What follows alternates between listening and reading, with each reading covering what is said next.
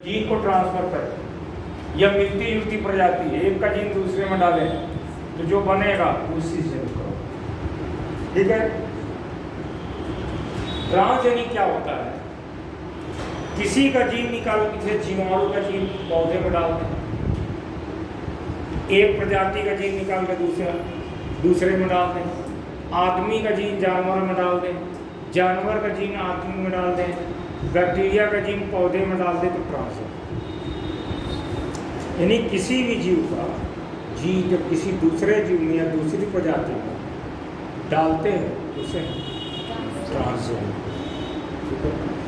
दोनों में genetic engineering का सहारा लेते। तो सबसे पहले सिसजेनिक क्रॉप लिख लीजिए।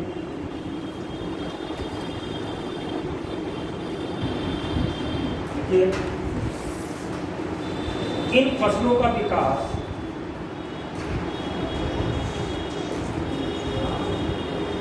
एक ही प्रजाति, इन फसलों का विकास एक ही प्रजाति के बीच अथवा एक ही प्रजाति के बीच अथवा दो मिलते जुलते प्रजातियों के बीच, दो मिलते जुलते प्रजातियों के बीच आनुवांशिकी पदार्थ या जीन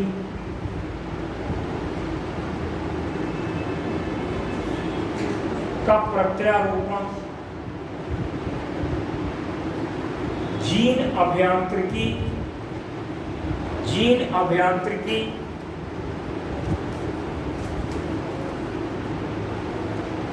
की सहायता से किया जाए। क्या बोला था? जीन अभियांत्रिकी की सहायता से किया जाए। जीन अभियांत्रिकी की सहायता से किया जाए उसे सिसजेनिक क्रॉप कहते हैं। हेडिंग डालिए ट्रांसजेनिक क्रॉप।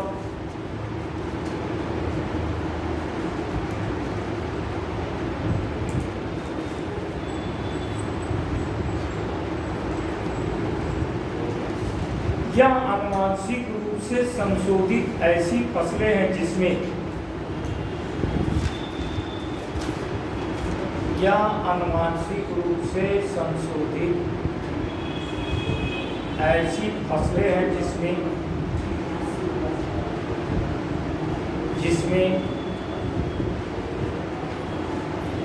किसी विशिष्ट लक्षण की प्राप्ति के लिए किसी अन्य प्रजाति या अन्य वर्ग से प्राप्त जीनों को, अन्य वर्ग से प्राप्त जीनों को प्रत्यारोपित किया जाता है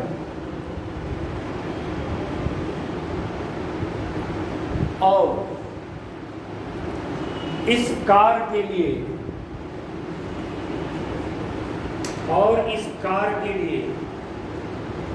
आनुवांशिकी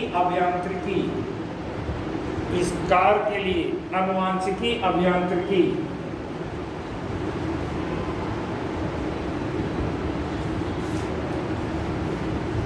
की सहायता ली जाती है।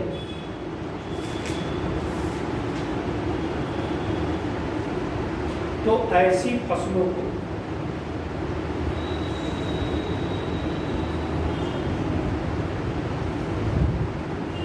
Transgenic crop.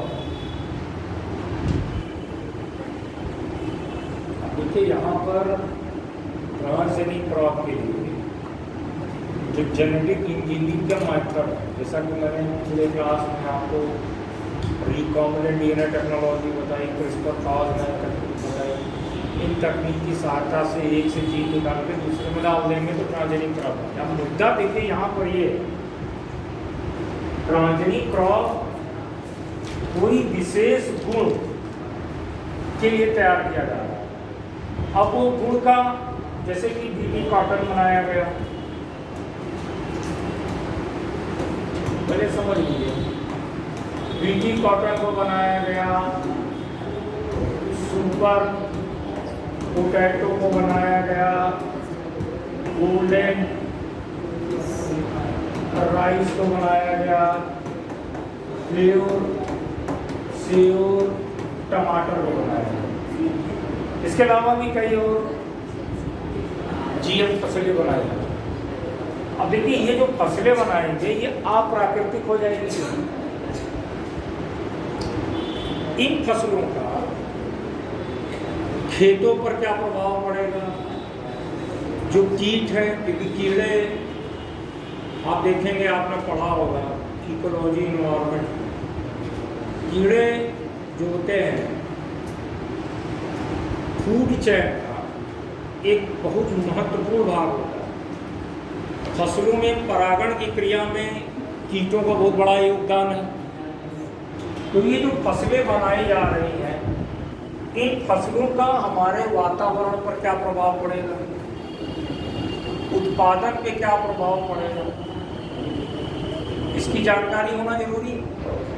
और वातावरण पर इसका धनात्मक प्रभाव पड़ेगा कि नकारात्मक प्रभाव पड़ेगा।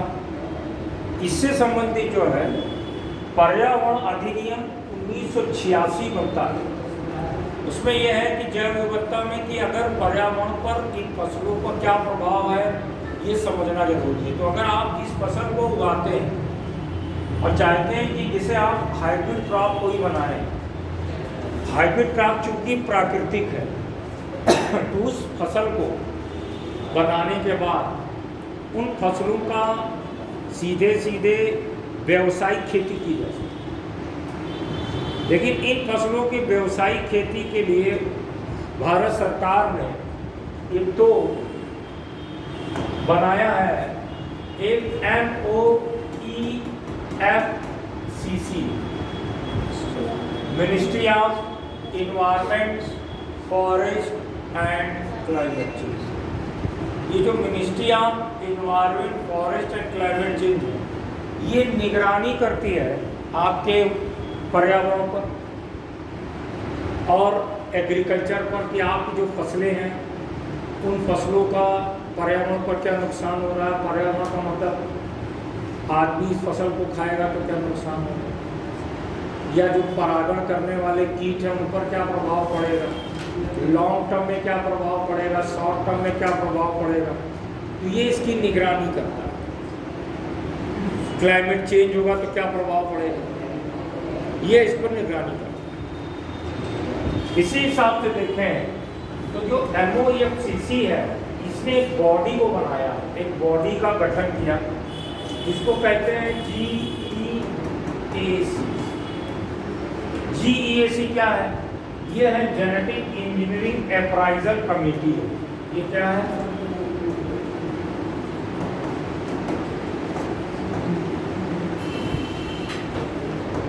जेनेटिक इंजीनियरिंग अप्राइजल कमेटी है। ये कमेटी जो है GEAC, ये क्या है? Ministry of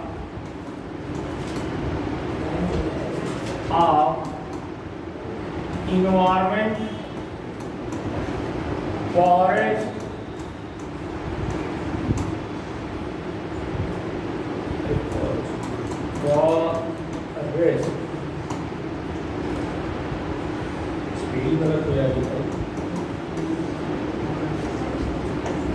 ministry of forest, ministry of environment forest and climate change. Climate change जानते हैं क्या होता है? क्या होता है climate change? Long term shift of climate, यानी लंबे समय तक जो सामान्य क्लाइमेट है वो बदला रहे, उसे क्लाइमेट चेंज है। तो आपको इकोलॉजी इन्वायरमेंट का पार्ट है। तो इस मिनिस्ट्री ने इसका गठन किया। अब अगर कोई आप फसल बनाते हैं, वो फसल कौन सी बनाते हैं? GM फसल बनाते हैं। तो ये जो मिनिस्ट्री है आप उस फसल को बनाएंगे और इस फसल का व्यवसायिक खेती करना चाहेंगे, तो जब व्यवसायिक खेती करना चाहेंगे तो पहले इससे अनुमति लेनी पड़ेगी। क्या लेनी पड़ेगी? ये अनुमति दे, उसके बाद अंतिम अनुमति कौन देगा? पहले ये दे, पहले ये अप्रूवल देगा, उसके बाद ये अप्रूवल देगा, तभी उसकी व्यवसायिक खेती हो सकती है। जैसे वर्तमान में देखें तो भारत में केवल एक फसल को व्यवसायिक खेती की अनुमति दी है, वो है बीटी कॉटन। बीटी कॉटन की दो वैरायटी है, बाल गार्ड फर्स्ट और बाल गार्ड सेकंड। तो बाल गार्ड फर्स्ट को जो है, बाल गार्ड फर्स्ट को 2002 में अनुमति दी गई। फिर उसके बाद बाल गार्ड सेकंड उसको जो है 2006 में अनुमति दी। तो बाल गार्ड फर्स्ट जो है एक कीड़ा होता है, बालवम। बालवम के प्रति ये जो कपास की वैरायटी है, इसको उगाने की अनुमति दी गई। बाल गार्ड जो सेकंड है, वो एक कीड़ा होता है कैटरपिलर, और एक कीड़ा होता है बालवम। इन दोनों के प्रति जो तैयार की गई दूसरी फसल, वो बाल गार्ड सेकंड है। इसको अनुमति 2006 में दी गई। तो यही दो फसलें ऐसी हैं जिसको भारत में अभी व्यावसायिक खेती की अनुमति दी गई। बाकी जितनी भी फसल अभी आपको पढ़ाएंगे, कई फसलें लगातार लाइन में लगी हुई हैं कि उनको अनुमति मिले, लेकिन अभी तक अनुमति नहीं मिली। ठीक है, तो सबसे पहले GEAC और MOEFCC क्या है, इसको लिखिए, फिर एक फसल पर चलते हैं। हेडिंग डाल लीजिए नीचे, लिखिए, नेक्स्ट पारा से लिखिए। GEAC भारत की, GEAC का फुल फॉर्म लिखना चाहे तो लिख लीजिएगा, genetic engineering appraisal committee. Genetic engineering appraisal committee की GEAC भारत की सर्वोच्च जैव प्रौद्योगिकी नियामक संस्था, भारत की सर्वोच्च जैव प्रौद्योगिकी नियामक संस्था है। यह एक महत्वपूर्ण सरकारी निकाय है।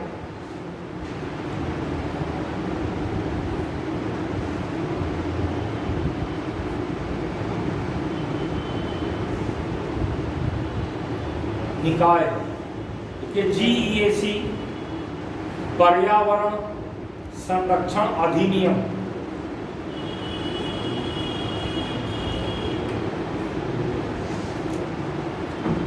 पर्यावरण संरक्षण अधिनियम 1986 के तहत अधिसूचित खतरनाक सूक्ष्मजीवियों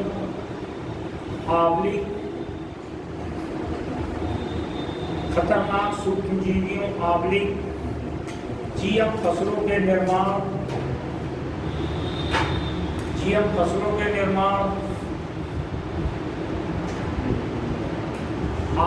उपयोग, आयात,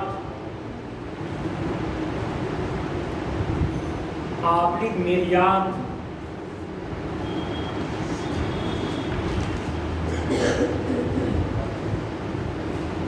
और भंडारण के लिए गठित एक वैधानिक निकाय है। यह MOEFCC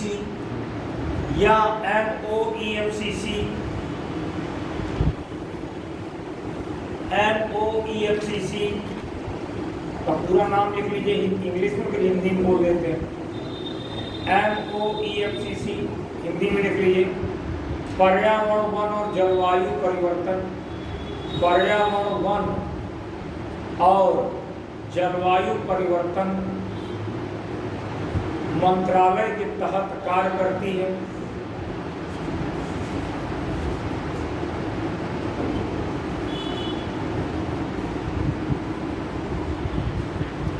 अगर कि GEAC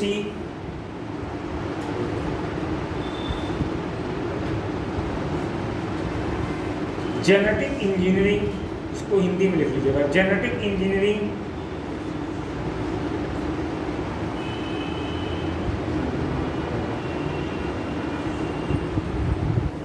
के द्वारा विकसित GM फसलों की व्यावसायिक खेती की अनुमति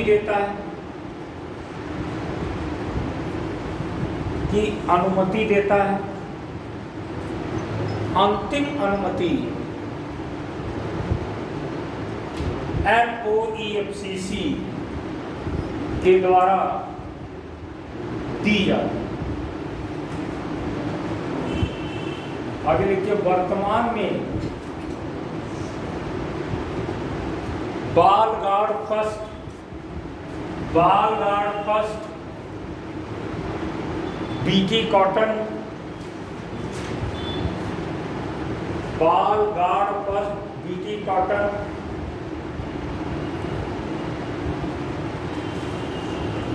की वैरायटी को सन 2002 में व्यावसायिक खेती की अनुमति दी गई। यह फसल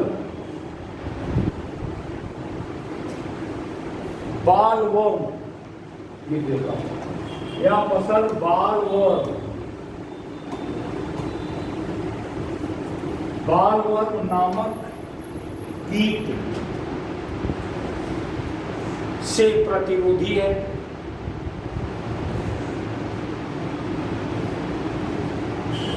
जबकि बालगार्ड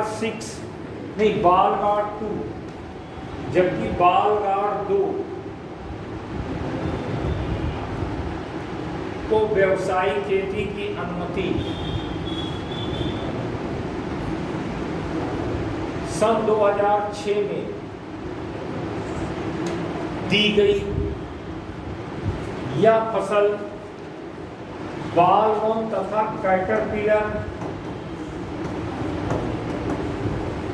कैटरपिलर नामक कीटों से प्रतिरोधी है।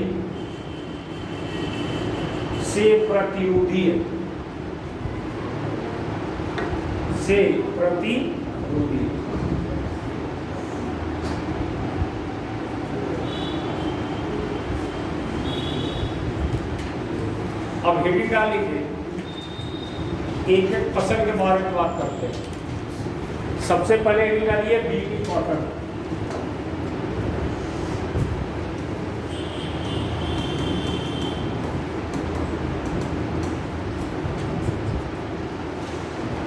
देखिए BT कॉटन क्या है, थोड़ा सा समझ लीजिए।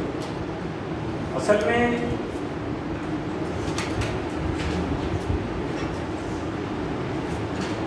उन्नीस 1930 के आसपास से ही जर्मनी में एक जगह है जिसका नाम है थ्यूरिंगिया।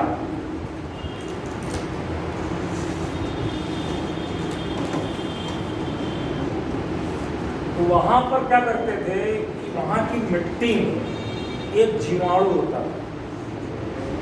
वो जीवाणु, यहाँ को रिसर्च करके उन्होंने जीवाणु खोजा मिट्टी से।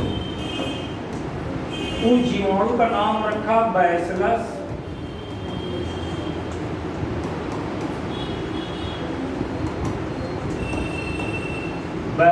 thuringiensis।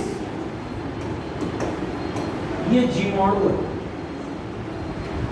तो वहां क्या करते थे 1929 से, बल्कि 1929-30 से ये जीवाणु का वो कल्चर बना लेते थे।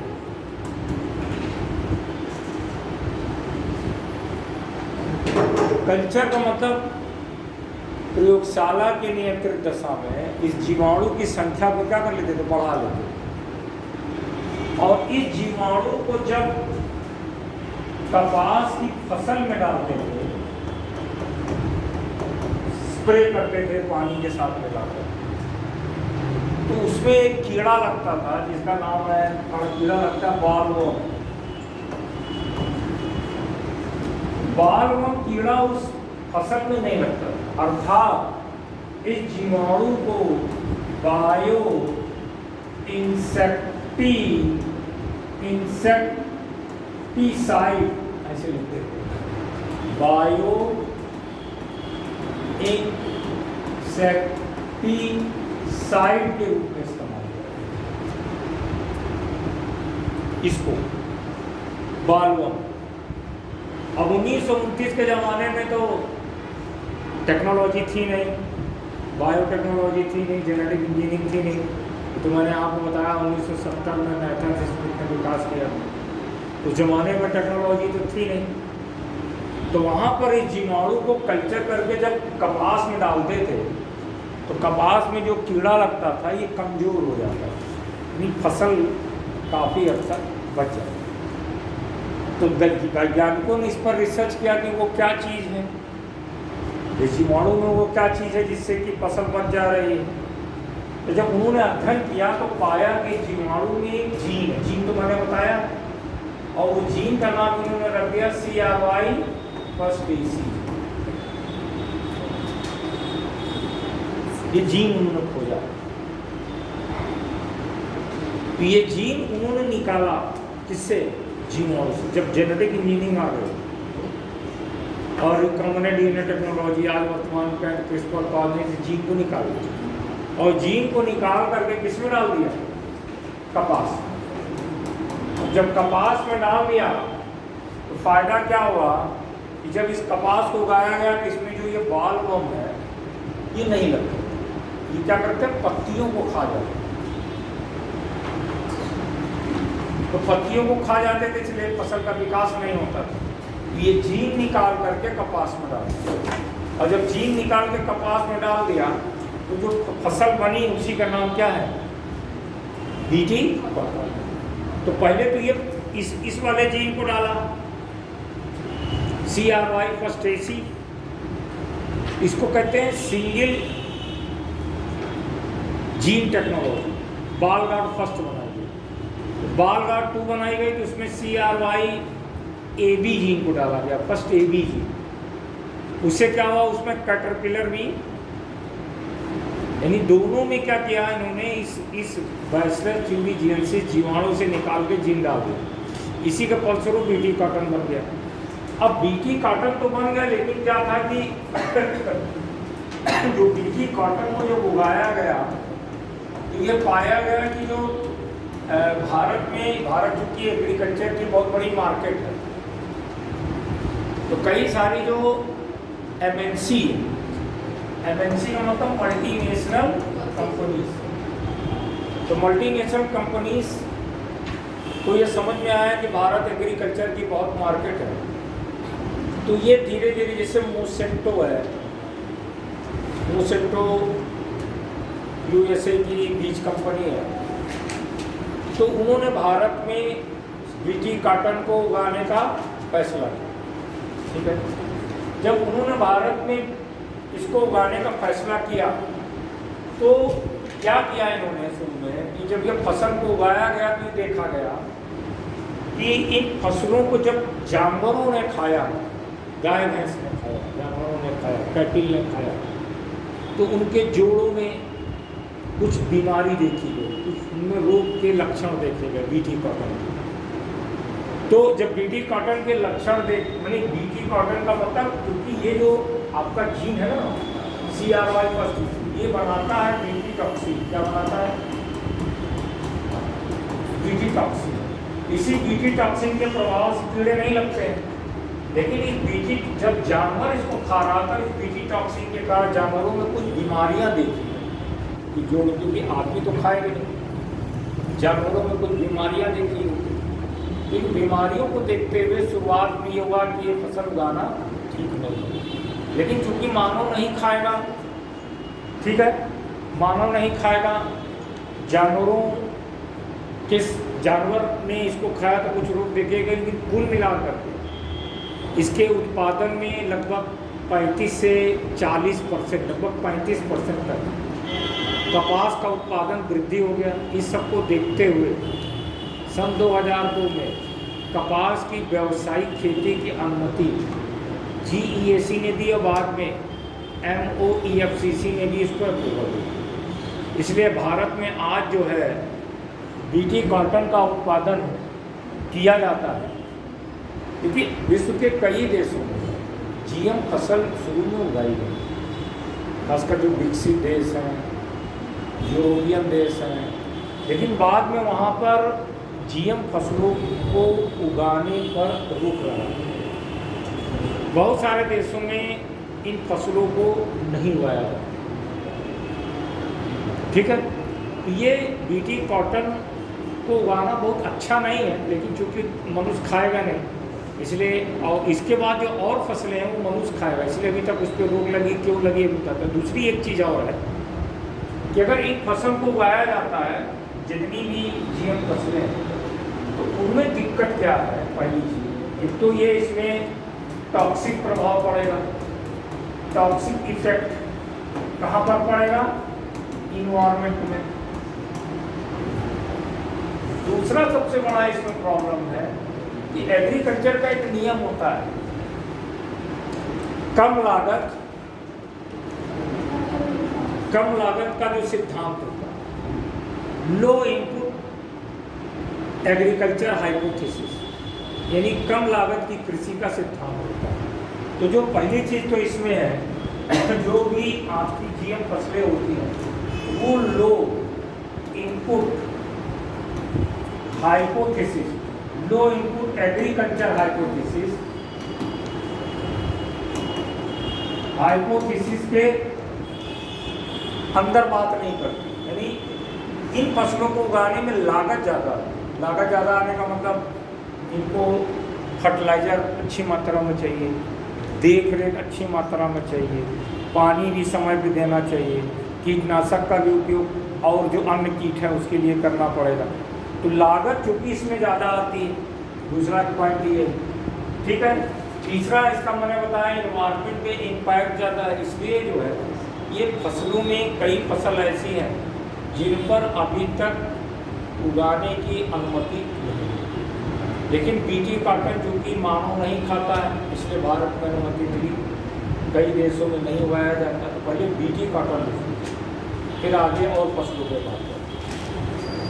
देखिए, BT से अर्थ बैचलर्स थ्योरी GNC से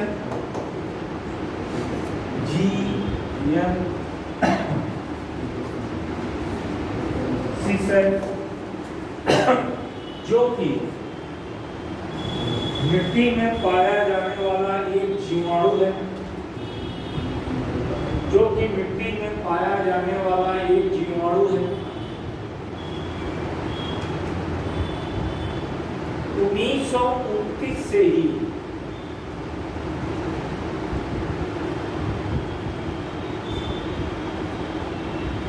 इस जीवाणु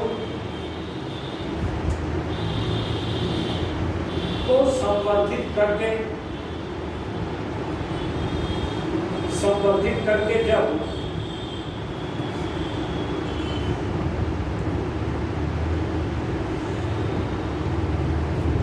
फसलों में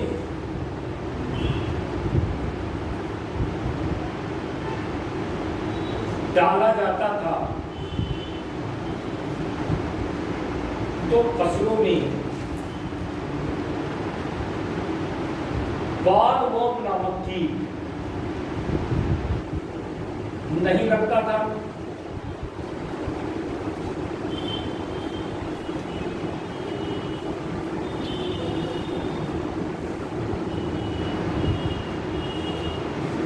जेनेटिक इंजीनियरिंग का विकास हो जाने के बाद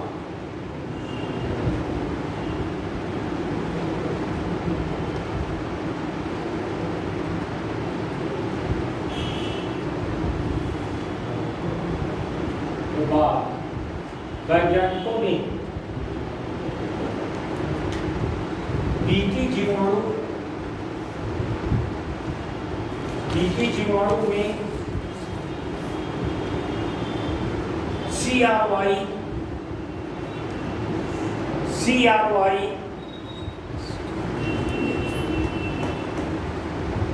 फर्स्ट AC नामक जीन को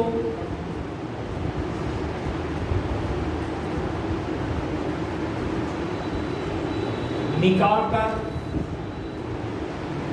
कपास में प्रत्यारोपित किया। फलस्वरूप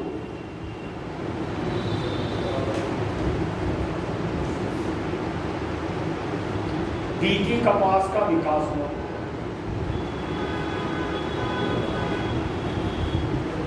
देखिए, या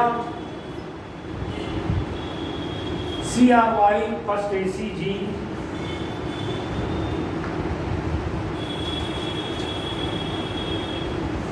या CRY first AC gene BT toxin को संश्लेषित करता था,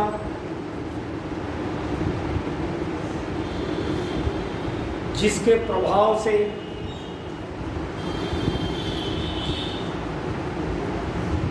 बाल रोग कीट नष्ट हो जाता है।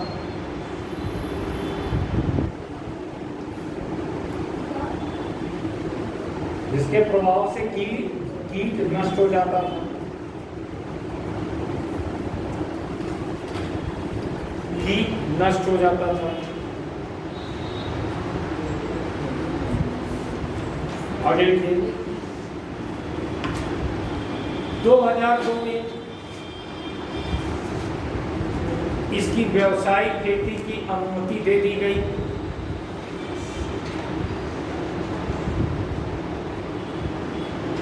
आज भारत में लगभग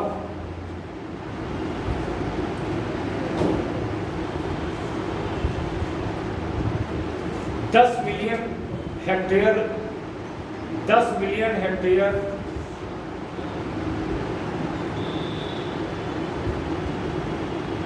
जमीन पर यह फसल उगाई जाती है।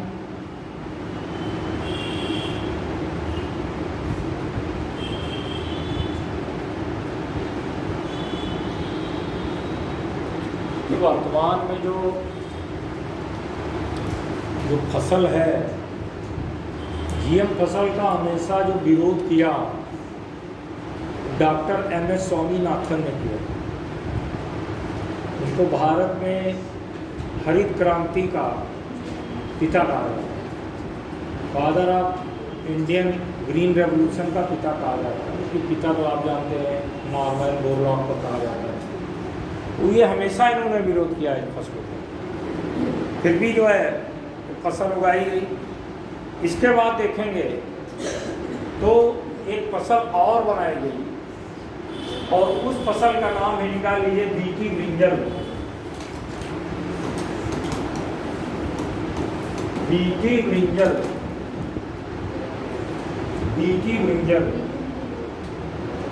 या बीटी बैंगन।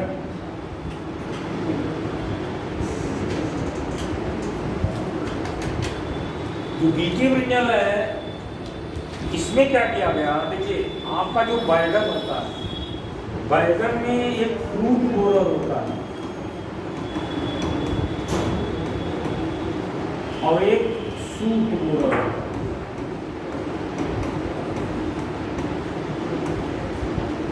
बोरिंग जानते हैं ना, फल छेदक और तना छेदक, ये कीड़े लगते हैं। तो इसी कीड़ों को बचाने के लिए जो बीटी ब्रिंजल बनाया गया, इसमें जानते हैं CPR2 जीन को बीटी से निकाला गया। यदि ये जीन भी किससे निकाला गया, बैसिलस थ्यूरिजिएंसिस नामक जीवाणु से ही इस जीन को निकाला गया, जिसका नाम है CPR2। तो ये CPR2 जीन बीटी से निकाल करके बैंगन में डाला गया। यहाँ पर एक चीज और है, जब भारत में ये मल्टीनेशनल कंपनीज एमएनसी भारत आए, भारत का बहुत दुरुपयोग हुआ। जो आपका आयुर्वेदिक ज्ञान है, जो आप जिसको कहते हैं दादी माँ के नुस्खे में, भारत का ट्रेडिशनल नॉलेज जिसको कहते हैं, ट्रेडिशनल पारंपरिक ज्ञान, तो भारत के पारंपरिक ज्ञान का बड़ा दुरुपयोग हुआ।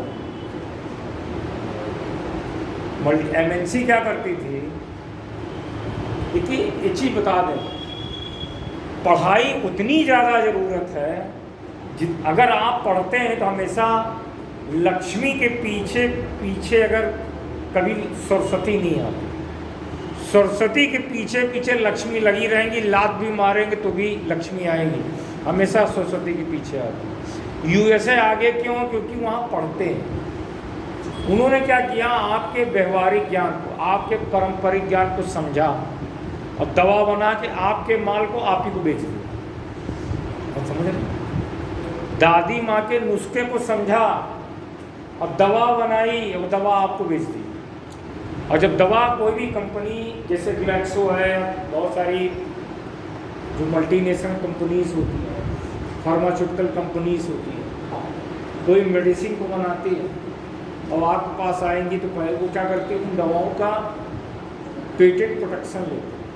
पेटेंट प्रोटेक्शन मतलब समझ रहे हैं? जैसे हमने रिसर्च करके कोई दवा बनाया और वह दवा आपको बेच दिया, आपने उस दवा के फार्मूले को समझ लिया, आप भी वो दवा के बेचने लगे, तो कहेगा भैया सारी मेहनत हम करें, मज़ा तुम मार रहे हो।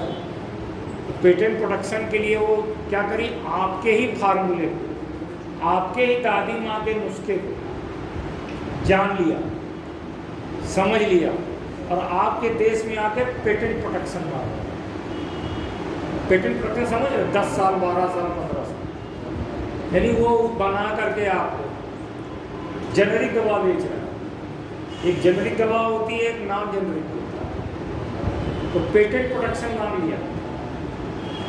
तो भारत सरकार ने आगे चल के क्या किया था, टीकेडीएल की स्थापना कर दी,